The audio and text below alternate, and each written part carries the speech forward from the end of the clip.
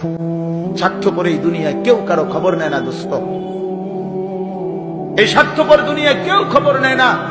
তুমি যেদিন মরে যাবা, আমি যেদিন মরে যাব, সেদিনও পৃথিবীতে সূর্য উঠবে, চাঁদ উঠবে, এই গাড়ি চলবে, সিএনজি চলবে, অটো চলবে, দোকানপাট খুলবে, ব্যস্ত মানুষ সব বাজার ব্যবসা ঠিকই চলবে, সব দৌড়াচ্ছে, শুধু আমি নিস্তব্ধ, শুধু আমি থেমে গেলাম। আমার হাত আর নড়ে না, পা আর নড়ে না, আমার আর চোখ খুলে না, আমার আর জিন্দেগির কোন স্পন্দন নাই। এরই নাম দুনিয়া, এরই নাম দুনিয়া।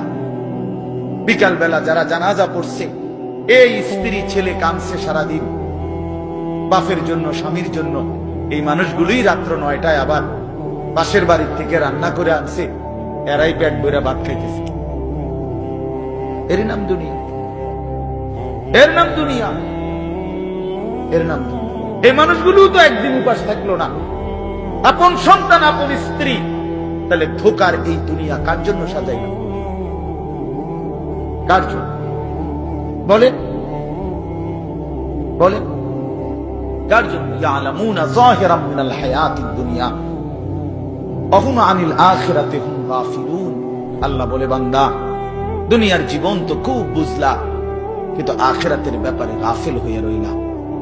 আমার ছেলেরা, তোমরা বলো ভাই, তোমরা যারা খোদার 365 দিনে একটা বছরে কোনোদিন ফজরের নামাজ কোনোদিন পড়ো নাই, তোমার এই পরিণতি, তোমার এই গন্তব্য শেষ কোথায় তুমি বলো?